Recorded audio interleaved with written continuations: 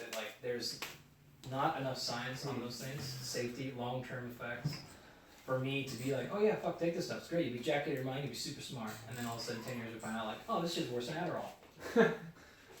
Right, or whatever. Yeah. So for me, that's an area where professionally I don't mess with, not to say like I'm not excited about it and you're like, this is really cool stuff, but right now, in my mind, physicians and doctors should not be the early adopters. They shouldn't be the criticizers either, so we shouldn't say this stuff, well, I don't know about it, so it's don't do it. Yeah. But people like Tim Ferriss should be like, hey, I tried it, this is what happened, I liked it. He's an early adopter, but you realize he's just some dude who took it and he's telling you what it felt like. Yeah. When a doctor tells you something, then you're like, no, this is fact. So I have to be a bit careful on things to recommend like that. So, Right, that's what you're saying. you know, so I generally don't do those things. But I need to wait for more science on those things. No, and he was actually saying that he's deeper into nutrition than he is into training. Jesus. Yeah. Well, yeah. It's like always ahead. We haven't had a lot of nutritional training, so. Whatever we want, we can do a little bit of both. Are these directional mics? Yeah, we're on. Which is, Can you hear yourself now? yes, sir. Alright, cool. The barbell shrug mics have to be like on your mouth. When you do them. Oh my god, inside of you. Yeah, right? Are these ones okay? Are these ones Oh better? yeah. No, ours you know what I think it is? I think it's because they don't use a proper mixer. So like they can't adjust the direction properly. Because those mics are actually really good mics, but when they were plugged into their mixer, I think it's very basic, the setup. Yeah. So That's a hell of a fucking mixer. Yeah. I've never seen a podcast shoot it with that one that big. This is a really basic mixer, but we can tweak because it can tap into the mic's ability a lot better. You can tweak stuff a lot more, whereas they just have like gain up or gain down, whereas I can adjust way more stuff. So I can make a mic very effective or like not very effective. Right. I think there's like only maxes it to a certain, like maybe 10% of the capacity of the mic. Yeah. And then it's like, all right, that's it. Fucking put it inside your mouth. Yeah, exactly. Yeah. But, you know, like they saved the day because I fucking didn't bring my universal adapter when I went to his place. So we used his equipment. Oh, no. It's such a good setup and then dismissing the adapter. Yeah. Oh, do you guys have, man, when I was in Europe like 15 years ago, they would literally have different prongs for the power outlets. Yeah, it's different. So it's different for you guys Yeah, still. yeah. Yeah, it's totally different. So that's, you're like, fuck, we have no power. Yeah, we rocked up to Baymax and I was like, Fuck. no, actually, we thought of it ahead of time, like we'll bring adapters, like it'll be sweet. But then we brought like, our like plug didn't fit into our adapter. Because ours had 3 prongs and the adapter we bought had 2 prongs. So I was like, we use both. We use 3 and 2. Yeah. And so then I was like, oh, we can't shoot this. And it was our first podcast of the trip. I'm like, absolute disaster. and then he's was at Brian's house? Yeah. Nice. But he saved the day. So what did we do? We actually pulled out the back cord of this and we like got one of his old cords, like from his printer or something. Yeah. And then Erin, because she did a lot of traveling. Yeah. Yeah, because she had like, he brought out this bag of adapters. That's why you keep those women around, I swear to God. Yeah. He had like huge fixes suitcase of adapters poured out over the floor. I'm like, all right, we found one. Yeah. Yeah, so got away with it. I had my adapters in, like I had a bag, like a duffel bag I had that was full of all my old cell phone plugins, and you know, like back in the day, you have to different phone had a different plugin always, extensions, all this other shit in there. Just like a year when we moved to go in this house, when we bought this house, I went through that bag. I was like, fucking dude, I don't need any of these things. Like a Samsung from 2002, like that's gone. Let's throw these things out. And I had all my European adapters in there too, and I was like, fuck, I don't need these anything. So I'm glad Brian fixed you guys. Yeah. Because you'd have been screwed. Nah, he seriously saved the day. It would have been a bad start to our podcast tour if we couldn't do it. If we're like, all right, see you tomorrow. None have failed so far. It's been a good run. Yeah, it's been really You guys good. have checked the audio and everything? Yeah. No, good. Yeah, I've double checked everything. I've like got an external hard drive and I'll put it straight across to that, and then I'll MP3 and then I'll upload it to a cloud. So it's like the rule of the triplicate, right? Yeah, that's the rule of. I just did one. I just did it with me and my colleague Jimmy Bagley, who we do a lot of our muscle research together with. So we did this one via Skype with this guy in London, and then of course like a week later the email comes, and you can just see like the head between the tail, like guys. Sorry, didn't record. Yeah, we have heaps. That, like we were mentioning to you guys earlier when we bought the equipment, it was because we recorded this amazing podcast, but we had shit equipment, and I was like, and our listeners have heard this multiple times, but the Rode mic like the Rode app is really shit. Like the hardware is amazing. So like the lapel mic is awesome, but the recording, like the software is super faulty. Right. And so like we finished this podcast and we're like high-fiving, like, dude, that was the greatest podcast ever. Like that was sick. And then My iPad failed. and then I was like, audio file failed. I'm like, it's all right. We got 2 more mics. Like as long as that, we can like use the sound and like I'll level it out. My iPad failed. I'm like, oh my God. I'm like, her iPad failed. I don't know what to tell her. And her iPad failed. And All 3 failed. and No. I knew that before she left. So she was in the bathroom.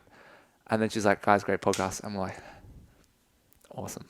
Like, we'll let you know when it comes out. Yep. And then we stood there. I remember we walked around in circles in the gym for like 15 minutes, didn't say a word to each other. And then we're like, you know what?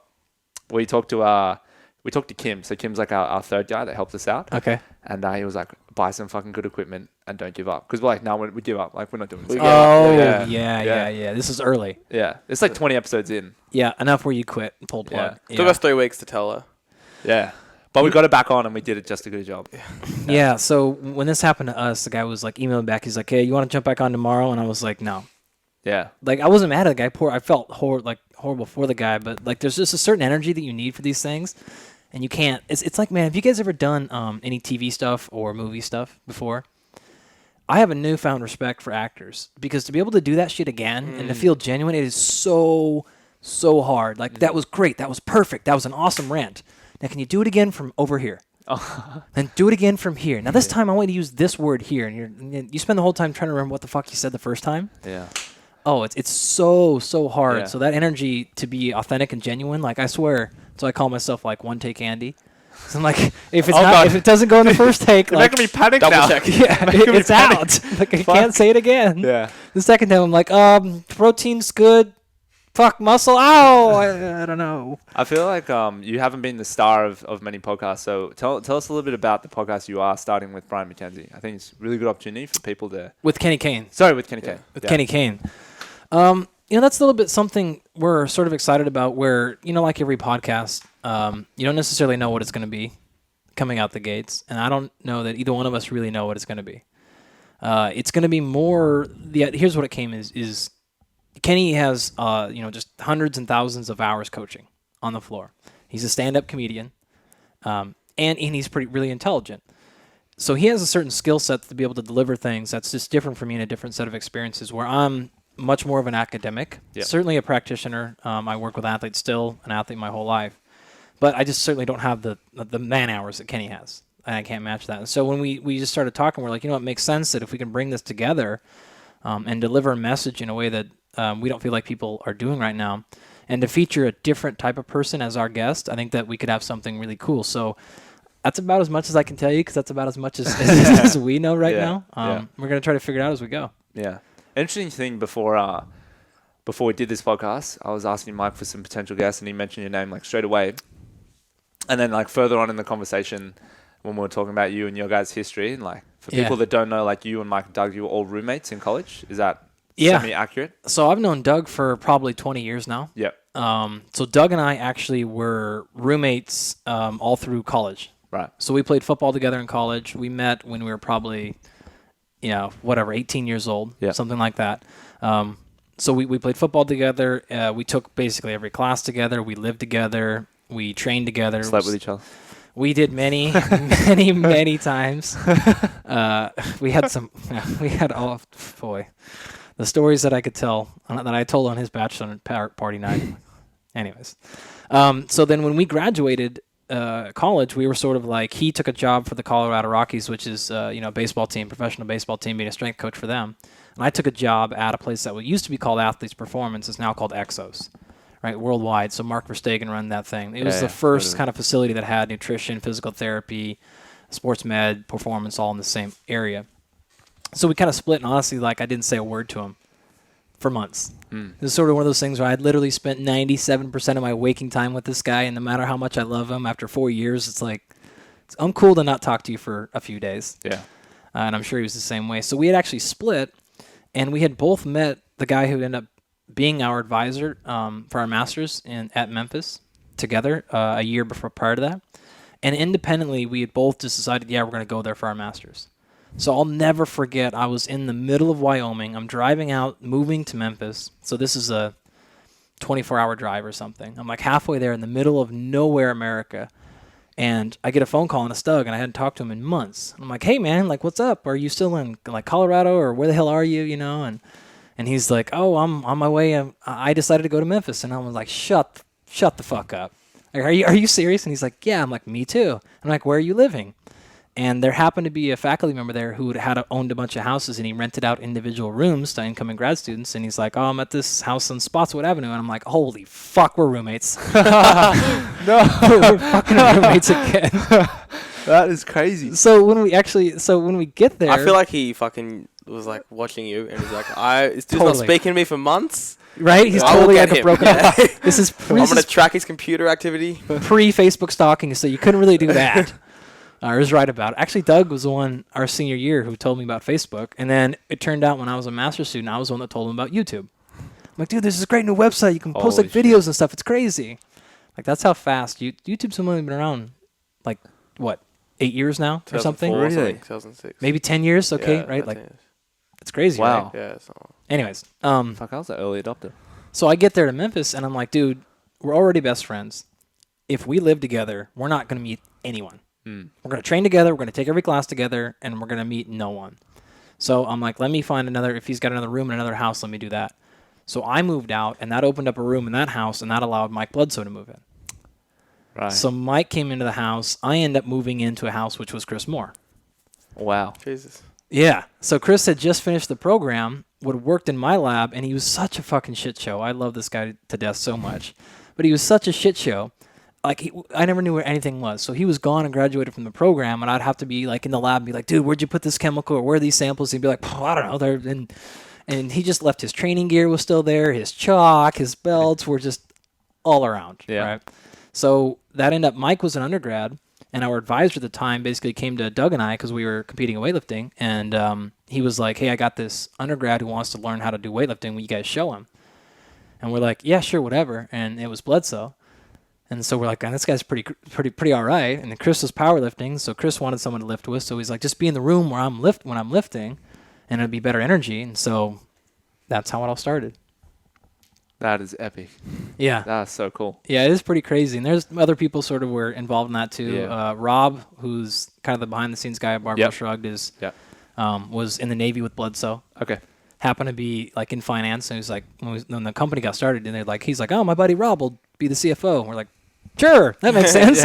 Whatever, and on and on and on. Yeah. So yeah, Mike actually mentioned that like when they split and started the barbell shrugging path, you actually made a conscious decision to do the research path, and that is actually something that Doug was more leaning towards as well. Dude, so man, I'd love telling these stories. I won't go too far down a rabbit hole. I don't think we have all 6 hours here, but Well, we have all 6. what people don't understand is if you're fans of that show, or if you've watched that show, the Chris Moore that people are aware of, the Barbell Buddha, the Mike Bledsoe. Oh my God, you guys had Mike on, right? The Barbell Buddha, or the Mike Bledsoe that you guys are going to listen to on this podcast is not even in the same stratosphere as the Mike Bledsoe I know. Like, he's not even the same person. Chris Moore was the same way.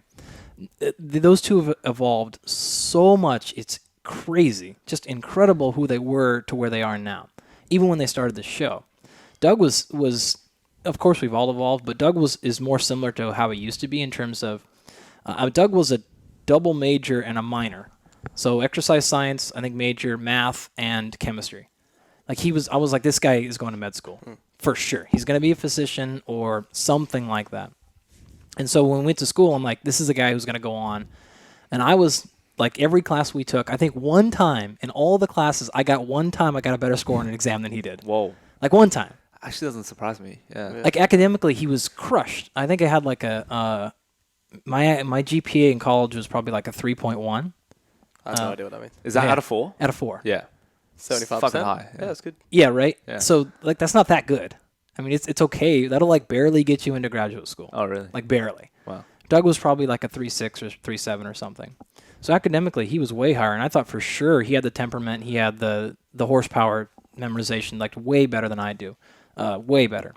So, I'm like, he's going to go on. And then when we got to grad school, he just hated actually the practice of being a scientist, which is pretty crazy. I tell my young students this all the time. Like, if you want to be a strength coach, well, you don't really understand what what a strength coach does throughout the day is not necessarily strength coaching. So you might love that aspect of it, but that doesn't necessarily mean what you're going to do all day. And so a similar thing is with Doug, right? Is he liked science, but he didn't like being a scientist. Which is, people don't realize, like, those can be totally, owning a gym, same thing. You're like, oh, I love owning a gym. But do you love doing the shit that a gym owner does every day? Yeah. That's the question you need to ask yourself. And he didn't. He hated the part that most people hate, the writing, the back end stuff. Like, everyone, fuck. Dude, if I could tell you how many times I've gotten an email from people I don't know, like, hey, I got an idea for study. You should do blah, blah, blah, blah, blah. I'm like, you think I need an idea? Ideas are the last thing a scientist ever needs. Right. Like, I love it. Great. Yeah, I thought about that too. I need money and time. Right. Like, that's what I need. So he didn't like the back end stuff, which is the hard part, finishing it, getting it out, dealing with peer review and writing. So he chose to stay out of it, where I was like, you know what, I want to know more about muscle specifically. So at another point, I get this comment a lot about, like, man, your job's awesome. Like, what you do for a living is awesome. As if I didn't fucking engineer the whole thing. Like, it was designed this way. When I left my undergrad, I was like, I'm going to get a master's degree in something very applied, because I want to know the science of programming, the science of training. And then when I finished that, I'm like, okay, I feel like I've gotten to the limit academically here, but I want to know more about muscle, because I realize there's nobody that knows the applied side and really knows the intricacies of biochemistry of muscle stuff. Mm-hmm. I can create a niche for myself. So that was 100% design. Like, that was a conscious choice. And so going back to your original question, 20 minutes ago or whatever, that was conscious. It was like, you know what? I feel like for me mentally, more programming stuff, more movement stuff is really cool, but it's not like my massive driving passion. Mm-hmm. I really enjoy it. I like being around it, but the idea of sitting around and being a strength coach all day, to me, was like, I can't do that. It's too repetitive for me. So I consciously decided that I was like, you know what, I'll leave the gym stuff to you guys. You guys can keep the gym. You guys keep opening gyms. I didn't care about that aspect of it. At this time, podcasting didn't exist.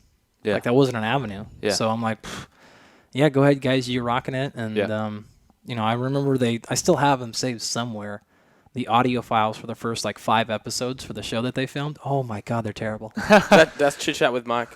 Yeah. Yeah. That's the original name of it. Oh, that's what he told us. Yeah. So the first episode, they don't even air the first probably 10 they did. So even episode 1. That bad? So bad. Oh, really? Well, Bledsoe had no idea what he was doing. Right. And then Chris came on board and it got worse way, way faster than it got better. And then eventually it got really, really, really, really good. So I remember I think my exact words in the email back is like, what the fuck is this? What? Just because they just send me audio files, no context, no, hey, we're thinking about doing just audio files. And I'm like, oh, is this a song they like? What is this? Yeah. Playing, I'm like, this is an hour and a half of babbling. What is this? This is terrible. Yeah. So I'm glad they kept their vision. I sent them some feedback, but yeah, that was a conscious choice for sure, because it's also a personality thing for me. Okay. What do you mean by that? I'm pretty, in terms of personality traits, I'm pretty ego driven. And so the idea of being a part of a big team at that point in my career was less appealing than me being like, no, I want to do my own thing. And that's, people can call it what they want, but that's ego.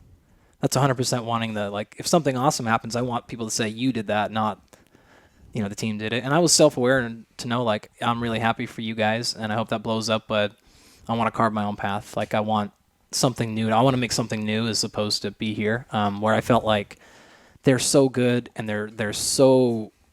they're what Mike brings to the table, what Chris brought, and what Doug brought to the table was such an amazing pie. I'm like, I can't add anything here. All right. I'm just not gonna do anything that won't be distracting, or eventually us will want to do. And I'm like, you guys got a perfect team. I just don't need to be part of this. Yeah. So we've always, I've been a part since day one, behind the scenes. Okay. And I always will be. And sometimes on the show and some other stuff that we've worked on projects, but that's their thing, man. Let them get all their shine they want. They're great at it, and I'm so happy that they've blown up to whatever they are, and they're going to get even bigger. Yeah. Yeah, definitely. What you've been on 5, 6 episodes with them? Yeah, I don't know. I think I'm the second most behind Rich Froning. What the fuck that is? Yeah. Some guy, CrossFitter or something. Knows nothing. Yeah. So what degree has that been how has that impacted your life? Has you being on the show actually changed at all? Like maybe the opportunities that you've been presented with, or the networking that's come out of you being on the show, or did it actually make no difference? No, 100% it did.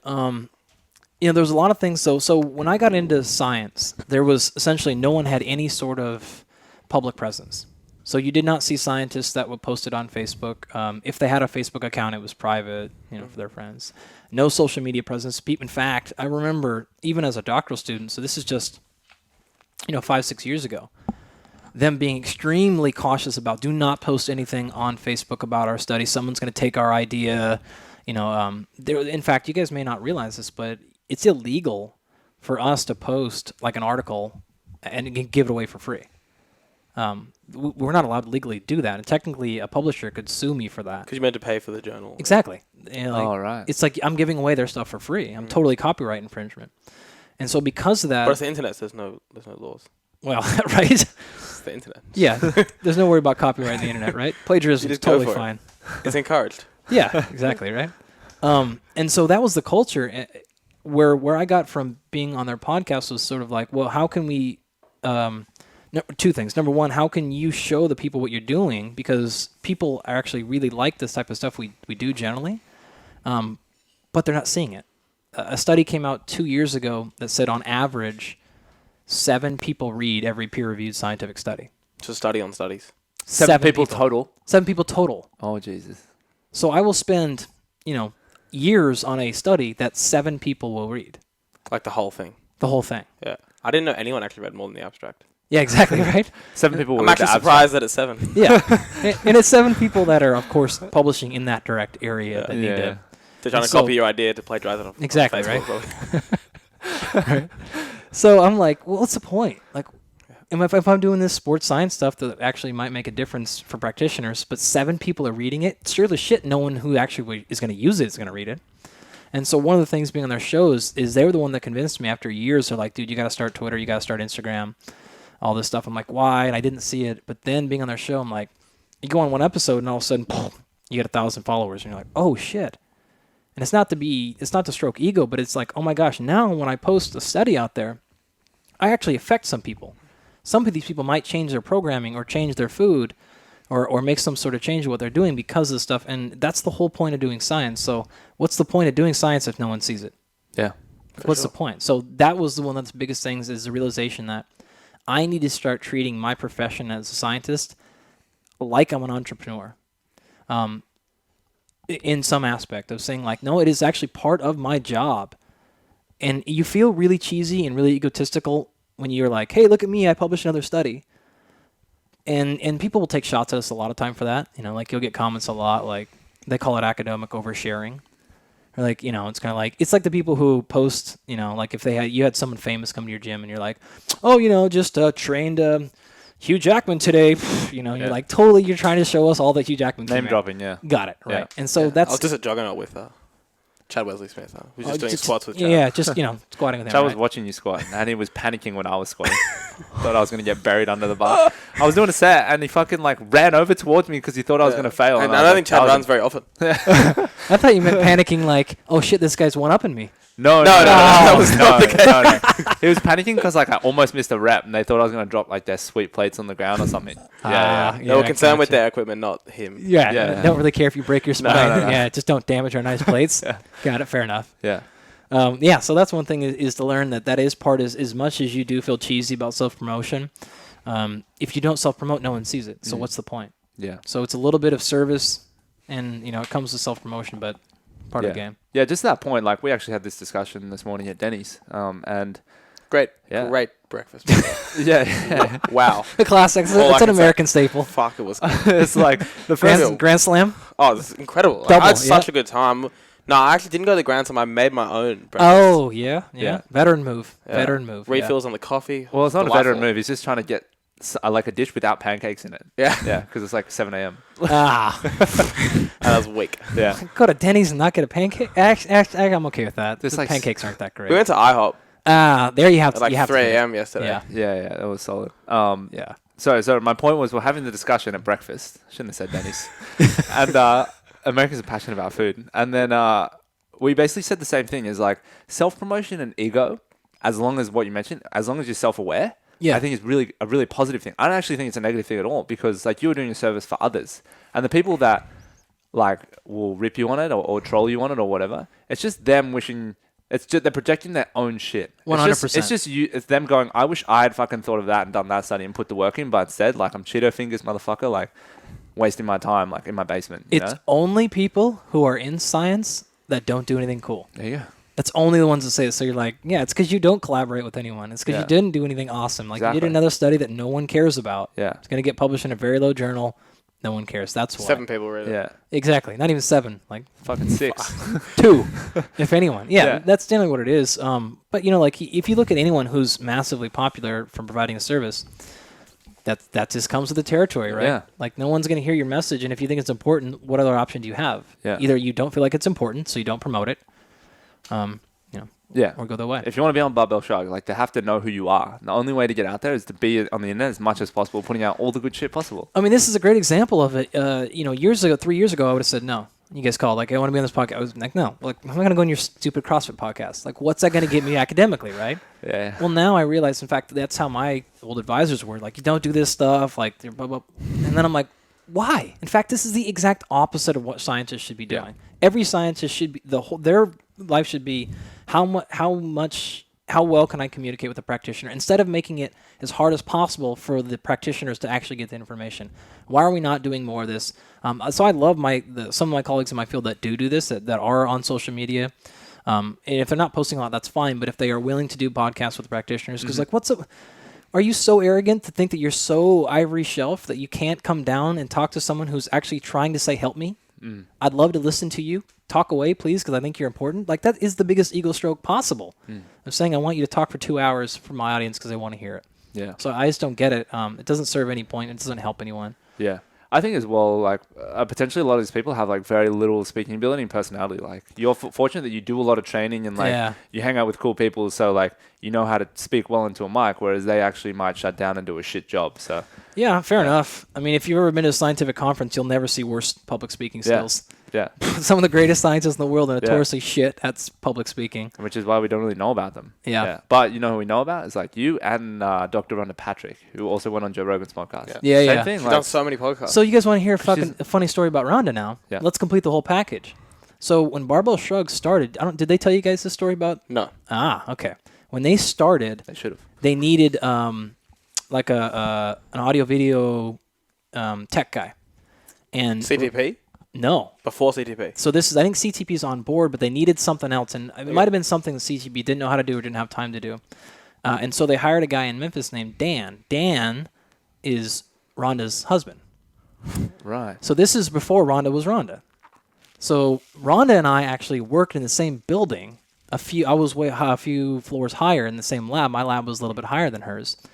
Had no idea who she was, of course, because she's just a nerdy girl playing with cell cultures and In the sauna all day. right? This is before all that, and I'm just like some dude who's borrowing their lab to take our weightlifting muscle samples and process them, trying to not kill myself and trying to make somehow our experiments work because I don't know what I'm actually doing in the lab, where she knows, So we never met or anything, but years later when she starts to become, Rhonda, they're like, oh my God, this girl turns into something important. Right. So that's how that connection went. So it's actually funny is I don't know if you've seen some of her last episodes, but I'm the one that turned her on to the lactate stuff, onto the George Brooks episode. Oh, really? I'm the one that was like, you got this guy right down the street from you. Showed her all the lactate stuff, and she was like, this is crazy. I'm going to dive hard into this. And then she did what she does, which is just produce amazing content and know everything there is to know about it. What do you mean the guy right down the street from her? George Brooks Right. is actually in Cal. And at the time, she was in Northern California. Okay, right. So it was right down the street from basically Where does she live living. now? She's down here. Rhonda. Yeah. These two just look at each other like, what? We're gonna talk after this podcast. Rhonda is podcast famous. Yeah. No, she's great. She's actually a really good example, too, of sort of what we were talking about before, which is that generally we were taught that, okay, if you do any public relations stuff, you've got to really dumb stuff down because the audience, Yep. just tell me to eat this. Yep. Where she is probably the one in this environment that has blown that to pieces by saying, no, absolutely fucking not. In fact, I'm going to go way further than any of you ever understand. And I think it's clearly shown people actually like science. they like to be wowed a little bit. If you don't have that wow factor, you lose people. And so I think she's done a great job of that. I don't go nearly as far down the road as she does, but that's her stick. Like, I shouldn't say stick as if she's doing it to be fake. Like, that's what she does, and she does Rhonda, and that's her real Rhonda, and she's showing people love it. And you understand like everything she's talking about. Yeah.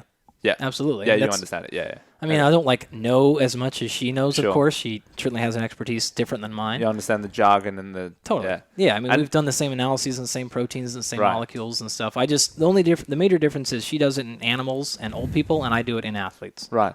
And is she dumbing it down a little bit, or is she actually going like balls to the wall? She's pretty much going all out. I mean, I'm not sure she's not telling you everything she ever knows. Yeah, but when she explains things, she just in as much detail as she knows. Yeah, because the complicated stuff, when you start talking coenzymes, you start talking DNA expression, you start talking any micronutrients, what you have to understand is people want, the human psychology works that you want to be able to say, A causes B.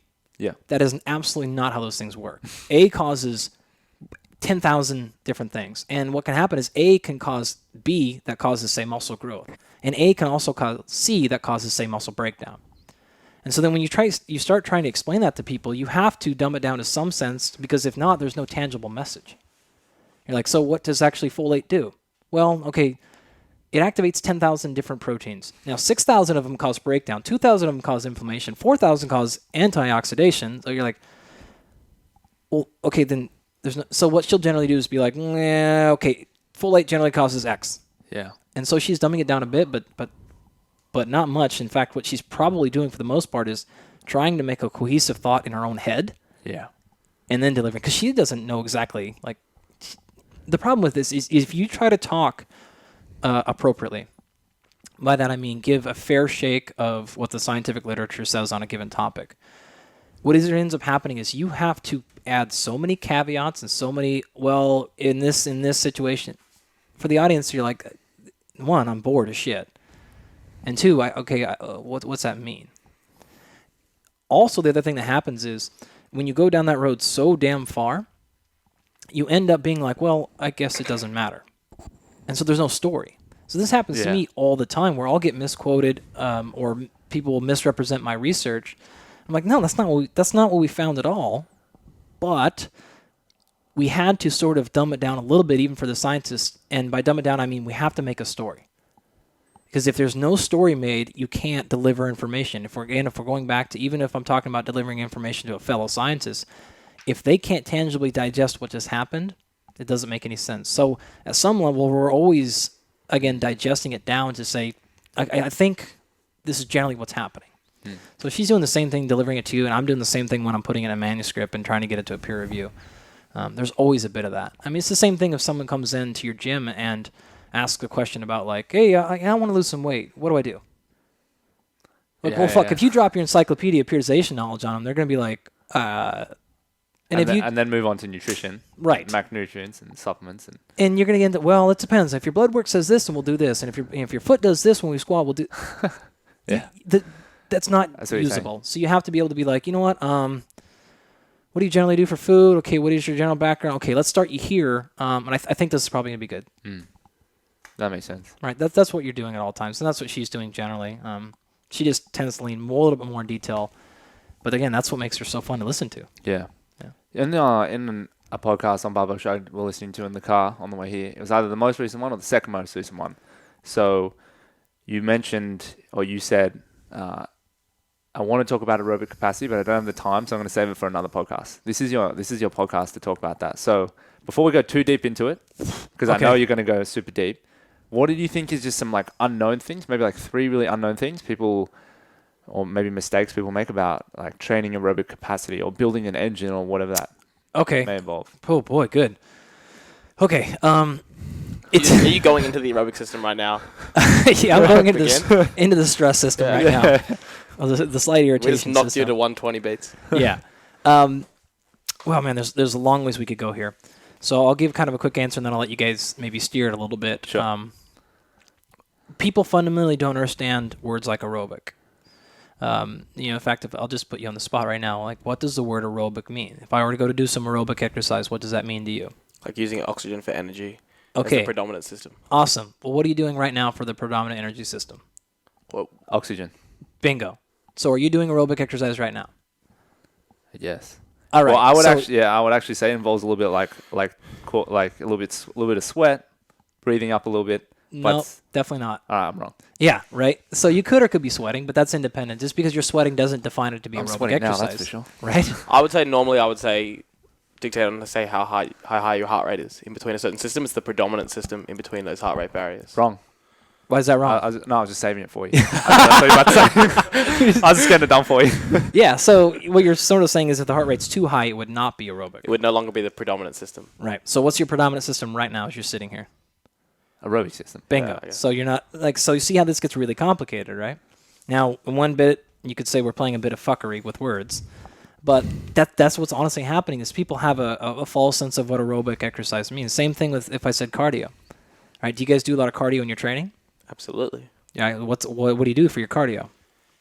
I would normally say epic workouts like 110 kilo snatches for reps, ring handstand push-ups. Yeah. Right. Yeah. Ring handstand push-ups. Yeah. 100 muscle ups at a time. Yeah, exactly. Yeah, exactly. Low Right. intensity days. 200-yard handstand walks, all of it, right? 100 pounds on your feet. Got it. So if you ask most people, what do you do for cardio? Right, they'll say what? Running on a treadmill. Yeah. Sure, right? Stairmaster. Well, okay, is that the only form of cardiovascular exercise? What the hell does cardio mean? Cardio means heart. So technically anything that changes your heart rate is cardio. So I would agree that all the things that you mentioned are cardiovascular exercise. So again, it's not to play a wordsmithing game, but the point of it is we have to really step back and identify what adaptation or what physiological result are we trying to get out of this thing? What are we programming? That's going to determine the outcome. Now, we generally label it, again, because it makes it easier for us to communicate with our athletes and the general public as cardio or aerobic. But those things have no relationship between what I'm actually doing and the outcome physiologically I'm getting out of it. So as a quick example, I tend to define aerobic exercise as something that takes you to something like a maximal heart rate within about 8 to 12-ish minutes. Yeah. Right? That's something that will train your maximal aerobic capacity. That is almost by definition your maximal aerobic capacity. It's like a VO2 max test. Bingo. Yeah. That's what VO2 means. Yeah. Right? Volume of oxygen you can consume. Yeah. All right? It's a function of a couple of things. How much oxygen or how many beats your heart is at, how much blood you kick out per beat, and how much oxygen you're able to extract from your pumping blood into your skeletal muscle. Right, that all three is multiplied together and gives you your VO2 max. And so we just sort of abbreviate it as volume of oxygen consumed. That is fundamentally very, very different than what some would call long slow, which I hate, I don't like that term, but long sustained cardiovascular exercise. But again, calling it cardiovascular exercise is complete misnomer because all exercise is cardiovascular. Living is cardiovascular. Right. So what we have to do is not give labels to things. We have to be more specific with what we're actually programming or implementing, or again, the adaptation we're trying to get out of it. So with that being said, tell me the situation, and then we can start talking about what you're actually doing. Yeah. You want me to tell you? Sure. Oh, okay. Or ask a follow-up. I don't care. I mean, that's the Yeah, I see basic what you're saying. idea of what cardiovascular is. But that's what leads to so much miscommunication. I mean, this is what CrossFit survived on, right? Initially. So one of the things that Communication. Oh, that, yeah, that too. I mean, they're able to make claims like, "Hey, come in our 15-minute workout, you'll have health improvements and benefits." And people were like, prior to Gabala coming out with all that research in Canada, prior to all that happening, everyone's like, "No, cardiovascular, you've got to go steady state, 45 minutes." Yeah. Well, there are certainly amazing physiological adaptations to that, and you're not going to get the exact same result from both of those programs, interval training versus steady state. But that's not to say you have to do steady state for the adaptations most people thought they were doing it for. In other words, things like heart health. Right? That's been clearly shown now. It is effective to do steady state endurance exercise, but you don't have to if you don't desire to. Weight loss, another great example. Of course it's effective. Train for half marathon. If you're sedentary and you don't exercise and all of a sudden you train for half marathon over a couple of months, that's generally effective for weight loss. That doesn't mean it is more effective than another program or that you have to do that to get an aerobic adaptation. And so we just have to ask better questions about what are we trying to get, why are we trying to get it, and then we can really have more effective communication from there. One thing I've always wanted to know, and I feel like you are the person to explain this to me, is when someone, like let's take 2 athletes for example, so and they do the same test, and it might be 10 minutes to establish a 1 rep max back squat, so build up as heavy as you can, or 20 minutes, let's say, like plenty of time, and then you're going to rest a minute, and then you're going to 90%, and you're going to do max reps at 90%. And then one athlete can get like 15 reps, Yeah. and they've still hit a max squat. It's not like they haven't not hit a max squat. And then the other athlete might get like 2 to 3. Like fails to 90%. Yeah. Yeah. Like, what is happening there? Like, how are these athletes both going to a max, a true max, yet one at 90% can now do way more reps? Yeah, that's an awesome question. A couple of things going on. First of all, it comes down to specificity of training as well as efficiency of movement. All right, and so now we have this combination of biomechanics as well as physiology happening. So, for example, if you're more efficient in your positions based on things like femur length, the way that your acetabulum sits in your hip socket, if you're more efficient over that, over a 1 rep max, it's not really going to show up because you may be just as strong. But now maybe you have to do less energy. You have to, as sort of a simple way to think about it, you don't have to activate as much muscle to do the same movement. So you're able to relax. Now what happens when you do something like a squat is anything over about 30 to 40%, and this is all highly dependable, highly dependent. I don't know what the word Dependent is. on the person. There you go. Yeah. Highly dependent on the person. Anything over about 30, 40% max can cause nearly full body occlusion. So in other words, you have so much musculature contracting, you basically stop blood flow from happening. The problem with that is you get no nutrients in, no oxygen, no carbohydrate. You get no waste out, primarily carbon dioxide. While you're squatting, right? Because you're contracted. Blood flow's not moving. I mean, it's the white knuckle example. If you take your hands and stick them out, go into a fist, squeeze them as hard as you can, what happens to the color of your knuckles? They go white. They go white. Why? There's no blood flow. Bingo. Now imagine that's happening. 2 from 2, bro. Right? Imagine that's happening in almost every muscle from your rib down. Right? Nothing's happening. Nothing's being exchanged. Now, if I said, okay, both of you do that again with squeeze both your hands. Now you just go ahead and let go of your left hand. You keep them both squeezed. Here's what's happening. You're restricting half the amount of blood flow that you're restricting. I'm getting tired. Right? You can relax, right? I know. You don't have that kind of conditioning, right? So if he's able to do the same amount of force with his one hand that it takes you to do the 2 hands, he can effectively relax more muscle. Blood flow is going to move better throughout his body. Right now we're exchanging waste. We're able to handle acid buildup for the most part, which is going to be your major cause of fatigue is acidity. You're able to exchange acid, get rid of it, either, again, through respiration or handling it with some sort of intracellular or extracellular buffer. So now I don't have to work as hard effectively. I'm more efficient based on, it could be movement skill. It could be simply anatomy. But for some reason, you're able to do the same work with less effort. Right? A classic example of that is, you said your brother did MMA, right? Yeah. Have you guys ever done any kickboxing or boxing of any striking where you get punched?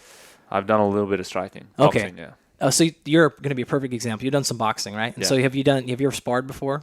Not really. Okay. I mean, I was trying to punch someone, but they were just avoiding me. Right. They were running away. Yeah. Well, they were really good, and they were like, see if you can punch me in the face. And I Right. tried really hard, but I couldn't hit him in the face. Right. And now how tired did you get when you did Fucking that? tired. Exactly. You got exhausted after like a minute probably of trying to just punch someone out. Yeah. You know what would happen if he would have hit you back?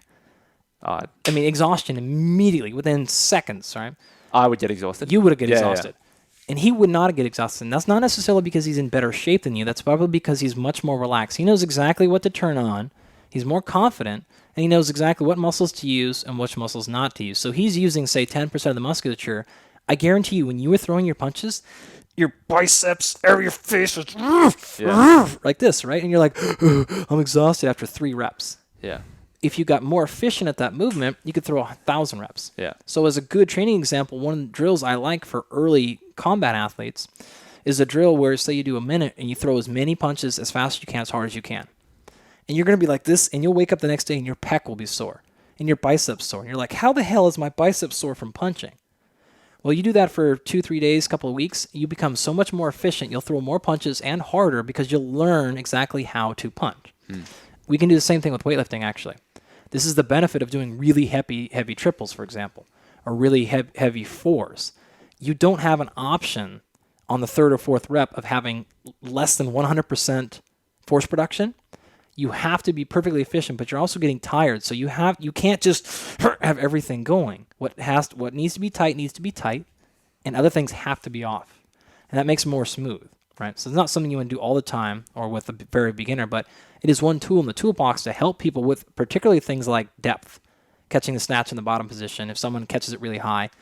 If you have a bad pull, because you won't have the power to pull it up to your nose and still get under it after 3 or 4 reps at 90%. All right, so you can use little tricks like that, becoming more efficient. So that's one of the reasons they're more efficient, whether it is mechanically or movement-wise or more skill. Physiologically, you never know what's going on, but for example, we know that, just to pick one thing, movement comes basically from 3 different systems. It starts at the neurological system, comes in, turns on a muscle. Yep. Muscle contracts, that pulls on connective tissue. Connective tissue eventually forms into a tendon, attaches to bone, moves a bone. So one of the athletes is simply more efficient in one or more of those areas. Could be neural. Right. I'm a muscle guy. I'm going to give all the credit to muscle.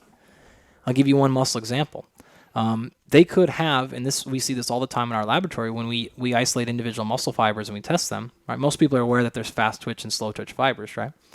But what people don't realize is actually those fibers exist in an entire continuum. There are at least 7 independent fiber types. 7. At least. In fact, there's infinite amounts because they're all on a continuum. So what that means is you could be a fast twitch fiber, you could be a slow twitch fiber. There could be another fiber right here. Matt could be 10% slow twitch, 90% fast. He could be 88% and 12%, or anywhere on this spectrum.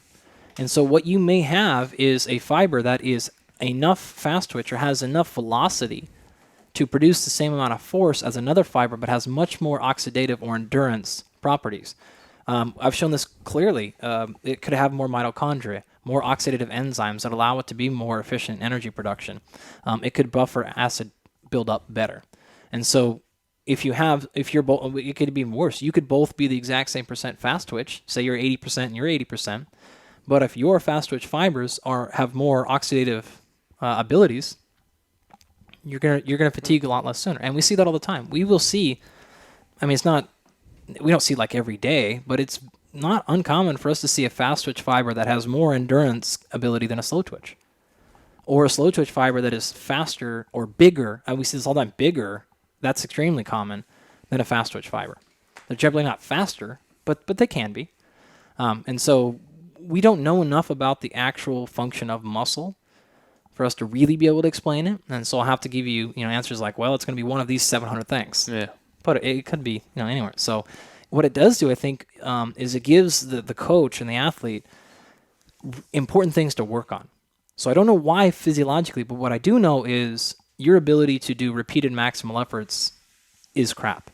Now, if you're a weightlifter, maybe that doesn't matter. If you're a CrossFitter, that matters. Yeah. If you're an MMA fighter, that really, really, really matters, right? You got to be able to come back up and up and up and up every time. Got to finish the fight like 3 times, and Exactly. That's what happens. You go for one time, you go for a finish, you explode, and all of a sudden you're done. If you're done, you're done. And so it gives the coach a really good insight about what specific area of conditioning or strength, or where on your speed, strength, endurance continuum do we need to train the most. So that's the best I could explain it. Yeah.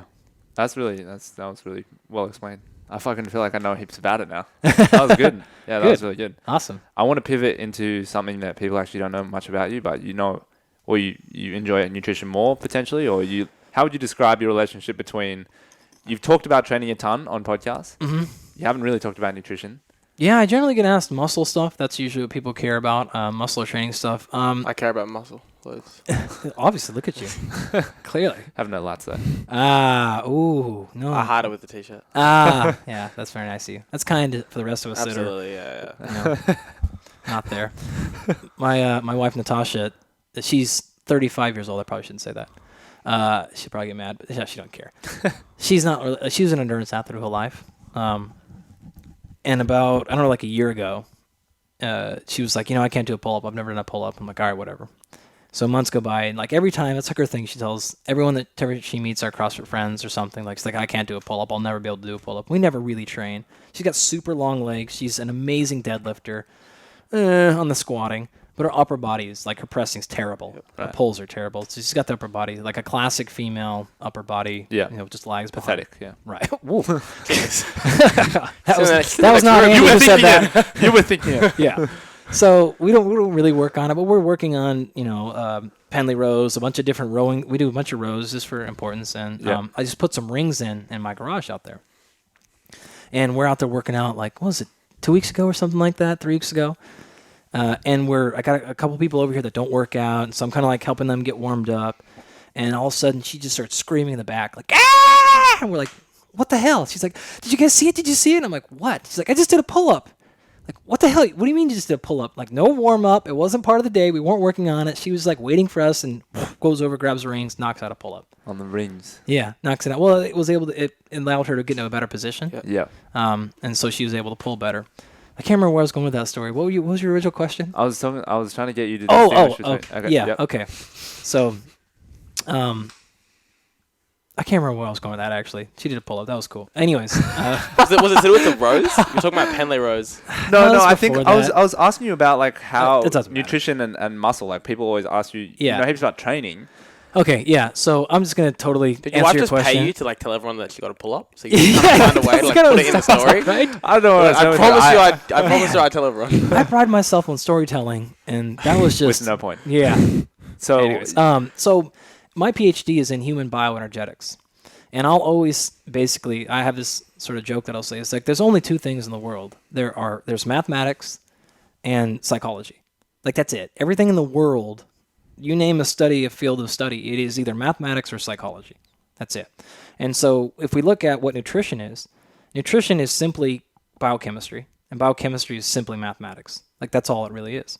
So my PhD is human bioenergetics, which is kind of a fancy way of saying the way that humans create energy. That's chemistry.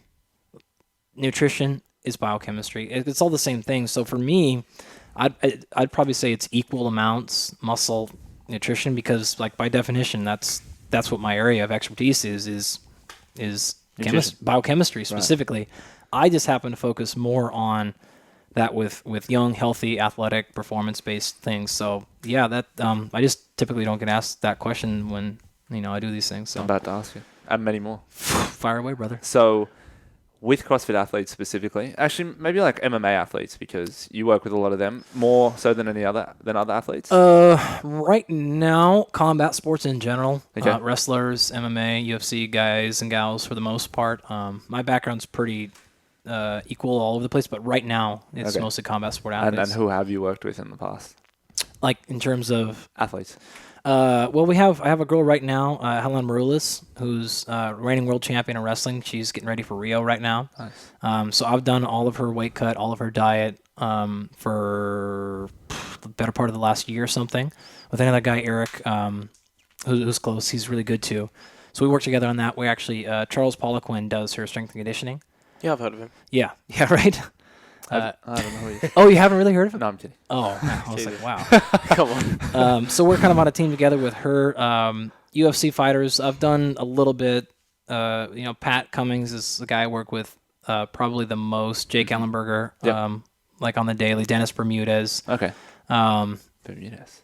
Michael Bisping, Mark Munoz, a little bit with Verdum. Just a lot of people.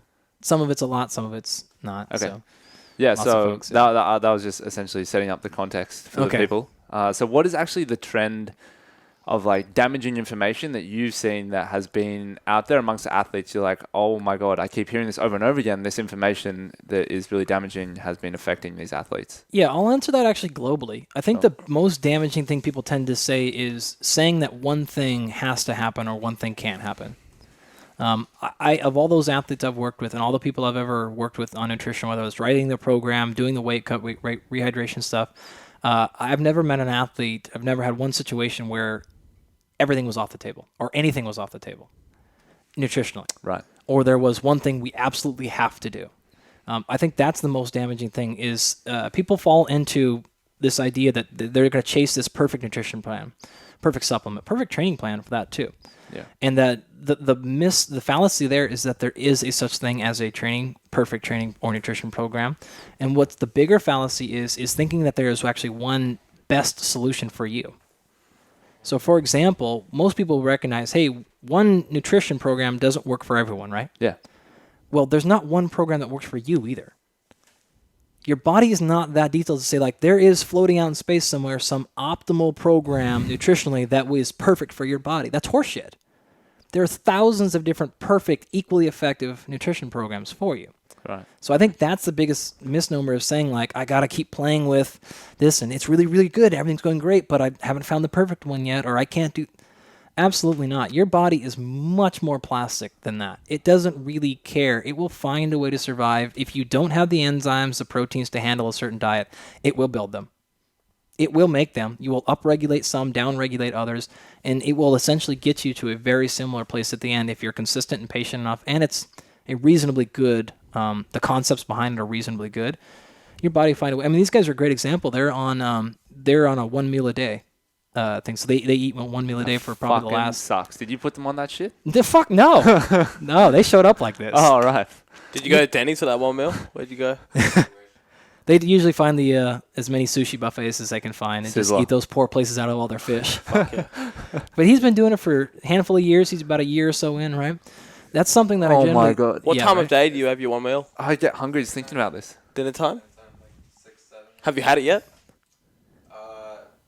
Today's not really typical. Like I had half of mine, but he hasn't really had his yet. Jesus. Yeah, but you know what's crazy about that? So you haven't eaten yet, right? It's been over 24 hours since you've eaten. How hungry are you right now? Not at all. If I don't eat after like every 30 minutes, I'm like a crying baby. Yeah. Right? But they've actually adapted, and you weren't like this. You've only been doing it for not too long, right? And he's jacked. Yeah, right? Yeah. So he's there. He's young, healthy, med student. So they're exploring these things as they're going through med school. Is the caloric load the same? Is it You generally, caloric load's the same for you guys, right?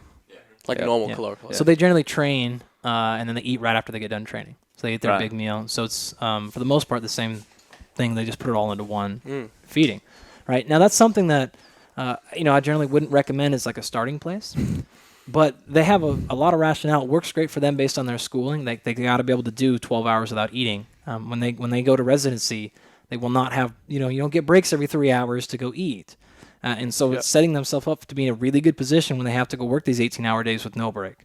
And a bunch of other practical reasons. Tactical adaptation for future events. Exactly, right? And Serious planning. Yes, it's insane. right? So I don't even plan like bringing nuts on a flight. Like, I'm just, how long is your flight over here? Like 16 hours? yeah, like 12 hours. That's about. That's when I 11 and a need. half That's longer than I can do. that's when 24 hours fasting would be helpful. Yeah, right. Like whenever you're traveling. Exactly. Yeah. Yeah, super good. So I think that's the biggest, most damaging thing is that like anything is off the table. Paleo, no carb, high carb, nothing is off the table. It's all about the situation. I've used everything you could have probably ever imagined to fix problems as they come up. I generally have certain things I like and want to gravitate to, but I was given my class, my nutrition class, this same point this morning that only people who are hyper arrogant are going to tell you that their system is the one thing that has to happen. You have to do their system, and everything else is bullshit, wrong, or quackery. That shows me 100% you're either extremely egotistical or you don't really understand how the body works. Or you have like an ebook or some shit. Yeah, something to sell, something to pitch, right? So you have to be. What you have to say is, my friend says this really well. Marie Spano, she's a dietitian in America. She works with a lot of NBA teams, basketball teams, the Atlanta Hawks and stuff like that. Where she basically will say, when an athlete comes to me, I'm going to do the least amount of change possible immediately, right? You can't come in, if someone eats one time a day, I cannot have them come in and say, all right, tomorrow I want 6 meals a day. Breakfast is the most important thing. We've got to get you fed. It's going to epically fail them. Unless they're willing to be like, all right, I'm going to handle this feeling like shit for 3 weeks. I'm not going to do any work. I'm not going to do school. Like, to hell with my girlfriend. I'm just not going to talk to her. And then after 3 or 4 weeks, you'll be adjusted. Doesn't seem like that much sacrifice. Yeah, right. Raph, just watch that glass, bro. Sometimes I prefer that. But that's the problem, is saying, okay, let's do the least amount of changes I can, and let's shift you eventually to, I think, what something's better. But that's got to be a gradual shift. Your body is not going to react kindly to things like that. So that's what I think is most damaging. Yeah. Like, we actually had this discussion on the way here because we did, epic training session for like 3 hours. And usually I was like, I got to get my post-workout shaken, like all this stuff. But on this trip and a little bit more recently, like, I don't care as much for whatever reason. Sure. Just maybe because you're mentally fucking weak. That's why. I'm exactly. pussy. Yeah. And so what actually I notice is like now I don't get as hungry. I mean, 3 hours, 4 hours later, and we're You're doing a hungry, podcast. I'm hungry. Yeah. But when we go to eat the meal, it's like I could eat like 9 mountains of fucking cake and In-N-Out burger all put together. But what actually happens is we get full really quickly. Yeah. What is actually happening there? Well, again, your body's extremely plastic, so it's going to adjust on the fly. Things like that happen super quick. Yeah. So your things like for not having a better explanation, your stomach size is extremely plastic, but it's also going to regulate pretty quickly. So it's going to change up and down very fast. So it's going to say you're used to having this amount of food in it. Well, I'm not going to all of a sudden go to here within an hour because you got hungry. Which is actually a good way to put this. John Berardi said this really well about 5 or 8 years ago. He's not the first, but I'll give him credit since that's the first I heard it. That's only fair, right?